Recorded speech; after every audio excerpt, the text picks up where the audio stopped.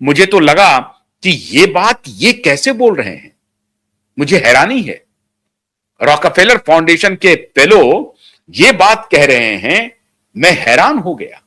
लेकिन यह बात आपको जाननी चाहिए, देखनी चाहिए। आप में से बहुत सारे दर्शकों ने देखा भी होगा। आज इस वीडियो का जिक्र क्यों कर रहा हूं, उस पर आने के पहले जरा इस वीडियो को दिखाता हूं। जरा देखिए इस वीडियो, फिर जो बात कहूंगा वो बहुत तेजी से आप समझ पाएंगे। वो काम कांग्रेस पार्टी ने छोड़ दिया 1950s के बाद। It in a sense froze that status quo. So Shahbano, I mean, look, 80s में जो कांग्रेस पार्टी ने, बट हम सलाह मशवरा से करेंगे, थोड़ा ग्राउंड प्रिपेयर करेंगे, वो काम कांग्रेस पार्टी ने छोड़ दिया 1950s के बाद। It in a sense froze that status quo. So Shahbano, I mean, look, 80s में जो कांग्रेस पार्टी ने सेक्युलरिज्म के साथ किया वो किसी भी प्रिंसिपल में नहीं जस्टिफाई कर सकते। Congress party never defended freedom of expression.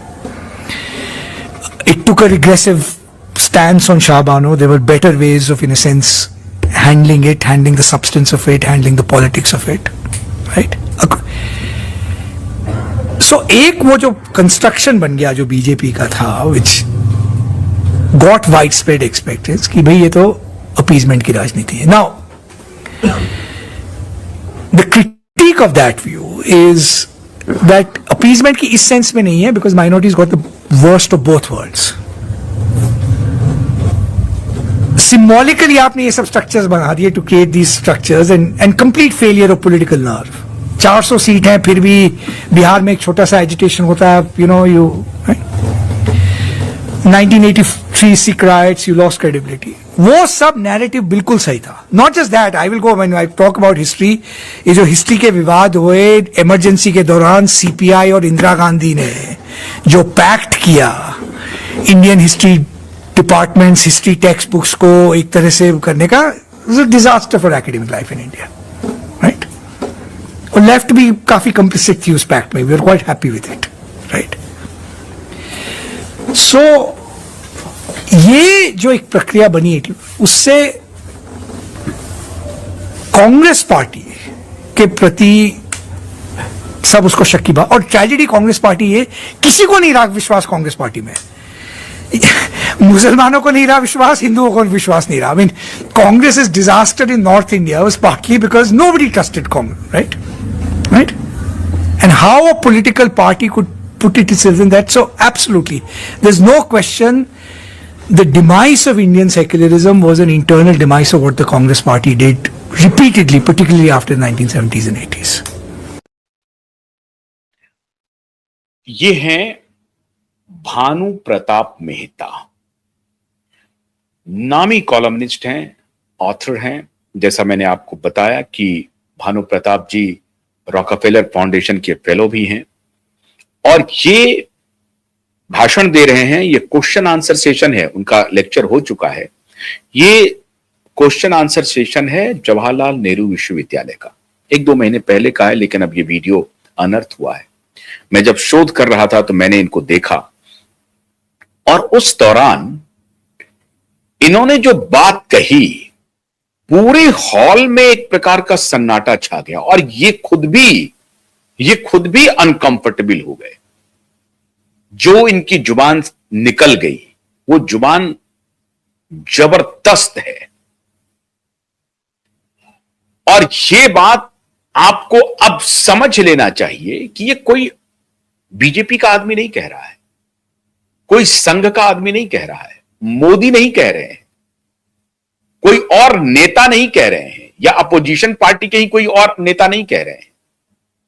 ये एक ऑथर, एक वेल एक्लेम्ड कॉलमनिस्ट, जो बहुत हद तक कांग्रेस का सिंपैथाइजर है, और वो कांग्रेस पार्टी के बारे में इतनी बड़ी बात कह रहे हैं कि कांग्रेस पार्टी को कोई विश्वास नहीं करता, कोई भरोसा नहीं करता, और अपने भरोसे को तोड़ने के लिए सिर्फ और सिर्फ कांग्रेस पार्टी ही जिम्मेदार है। और वो जिक्र कर रहे हैं कि 1970-76 के बाद, 75-76 के बाद जो इमरजेंसी लगा, उसके बाद से तो कांग्रेस ने जो गलतियां की रिपीटेडली, उसमें साहबानों का भी उन्होंने जिक्र किया कि साहबानों प्रकरण को वो किस तरह से हैंडल कर सकते थे, नहीं किया। तो वो जो मानवतावादी अप्रोच था, नॉन सेक्रेटेरियन पॉलिटिक्स का जो अप्रोच था, एक इगैलिटेरियन पॉलिटिक्स का जो अप्रोच था, समतावादी पॉलिटिक्स का जो अप्रोच था, उसको कांग्रेस ने तिलांजलि दे दी और कांग्रेस अपीजमेंट की पॉलिटिक्स को अपना आधार बना लिया, अपनी फिलॉसफी बना ली और उसी अपीजमेंट की पॉलिटिक्स को वो आगे बढ़ाते रहे। हालांकि वो आगे कहते हैं कि अपीजमेंट की पॉलिटिक्स को बीजेपी ने काउंटर तो किया, लेकिन मेजोरिटोरियन पॉलिटिक्स से किया और बीजेपी को एक बोनांजा हाथ लग गया। ठीक है, एक पॉलिटिकल थिंकर के रूप में उनका ये जो उद्बोधन है, ये बिल्कुल सही भी है। ठीक बात है, कोई अपोजिशन को लगेगा कि कोई उनकी पार्टी जो है वो जिस विचार पे चल रही है, उस विचार को हम टार्निश करके हम अपनी स्थिति को मजबूत करें, ये कोई भी पार्टी सोच सकती है। तो भारतीय जनता पार्टी की इसमें कोई गलती नहीं है। अब जब भारतीय जनता पार्टी की अलग से विवेचना होगी, तब उनकी गलतियों को, उनकी नाकामियों को आगे रखा जाएगा। लेकिन सवाल है कि साहबानों प्रकरण का जिक्र कर रहे हैं, सिख राइट का जिक्र कर रहे हैं, इमरजेंसी का जिक्र कर रहे हैं। इस सब के अलावा जो सबसे खतरनाक जिक्र है प्रताप भानु मेहता का, मित्रों, सबसे खतरनाक, वो तो चौंकाने वाला है और जिसको लेकर के कुछ दिन पहले भी प्रधानमंत्री ने कहा है कि हमारे ज्ञान परंपरा को तोड़ा गया, हमें कमतर बनाया गया, हमें दोयम बनाया गया, हमें किसी और ज्ञान के रास्ते पर ले जाया गया। और इसके बारे में भानु प्रताप मेहता का जो ये रहस्योद्घाटन है, ये खुलासा है, ये आपकी आंखें खोल देगा। भानु प्रताप मेहता कह रहे हैं कि कांग्रेस पार्टी, और खासतौर से इंदिरा गांधी का जिक्र कर रहे हैं, Congress party post emergency communist party से, लेफ्ट पार्टियों से एक समझौता करती है और वो समझौता होता है लेफ्ट इकोसिस्टम जो जवाहरलाल नेहरू विश्वविद्यालय के डिपार्टमेंट ऑफ हिस्ट्री में है। नाम लेकर के कह रहे हैं, वो संकेत नहीं कर रहे हैं जवाहरलाल नेहरू विश्वविद्यालय का, या छायावाद में बात नहीं कर रहे हैं। वो स्पष्ट डायरेक्ट डिपार्टमेंट का नाम ले रहे हैं, किस विभाग का है उसका नाम ले रहे हैं और सीधा सीधा वो कह रहे हैं कि भारत के ज्ञान परंपरा पर एक प्रकार से हमला किया गया। क्या हमला था साहब? हिस्ट्री डिपार्टमेंट ऑफ जेएनयू, उसके बारे में वो शंका व्यक्त नहीं कर रहे हैं, डंके की चोट पर कैमरे पे कह रहे हैं कि जेएनयू के डिपार्टमेंट ऑफ हिस्ट्री और इंदिरा गांधी के साथ एक खास पैक्ट हुआ और उस पैक्ट को चीयर किया गया लेफ्ट इकोसिस्टम के द्वारा, लेफ्ट पार्टियों के द्वारा, सीपीआई के द्वारा, सीपीएम के द्वारा, और जो लेफ्ट संगठन थे, स्टूडेंट यूनियन और भी जो पॉलिटिकल एस्टेब्लिशमेंट है लेफ्ट का, उस सबके द्वारा कांग्रेस और डिपार्टमेंट, इंदिरा गांधी और department of history of JNU, इस दोनों के बीच में एक पैक्ट हुआ कि आप इतिहास को किस तरह से आगे बढ़ाएंगे, क्या नैरेटिव सेट करेंगे, कैसे आप बौद्धिक रूप से एक विशेष नैरेटिव को फ्लैग करेंगे और उसको डिस्कोर्स के केंद्र में लाएंगे, वाद के केंद्र में लाएंगे, चर्चा के केंद्र में लाएंगे। कैसे आप उसको हर नुक्कड़ पर यह चर्चा शुरू हो जाए, जो आप कहें उसी पर चर्चा हो। और फिर उनका यह कहना है कि यह डिजास्टर था और वो ये कह रहे हैं कि ये जो समाज में जो डिस्ट्रस्ट पैदा हुआ है, वो आगे कह रहे हैं, अगर आप इनका पूरा वीडियो अवेलेबल है आप सुन सकते हैं, वो कह रहे हैं कि अभी अगर स्थिति 1930 की बन गई है तो इसके लिए मोटे तौर पर कांग्रेस पार्टी जिम्मेदार है और कांग्रेस पार्टी नहीं। दो बड़े पर्सनैलिटी पर वो कह रहे हैं कि देखिए प्री इंडिपेंडेंस तो नेहरू और गांधी के बीच में ये हमेशा ये चलता रहा कि जो वो कहना चाहते हैं, जो वो करना चाहते हैं, वो नहीं कर पा रहे हैं।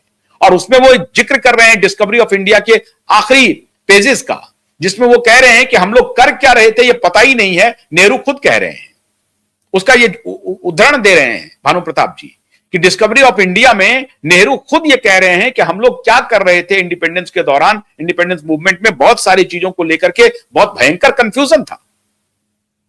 तो अभी जो 1930 की जो वो कह रहे हैं कि 1930 के हालात क्या बन गए हैं भारत में, क्या हालात हैं साहब। उस वक्त भी कम से कम दो कम्युनिटी के बीच में बहुत गहरा डिस्ट्रस्ट हो गया था, अविश्वास का वातावरण बन गया था। क्या वही अविश्वास का वातावरण अभी बना हुआ है? और उसके तरफ वो कह रहे हैं कि ये जो अविश्वास का जो वातावरण है, इसे मिटाने में नेहरू और गांधी दोनों फेल हो गए। गांधी भी फेल हो गए, वो विश्वास नहीं बहाल कर सके, और नेहरू भी फेल हो गए, वो विश्वास नहीं बहाल कर सके।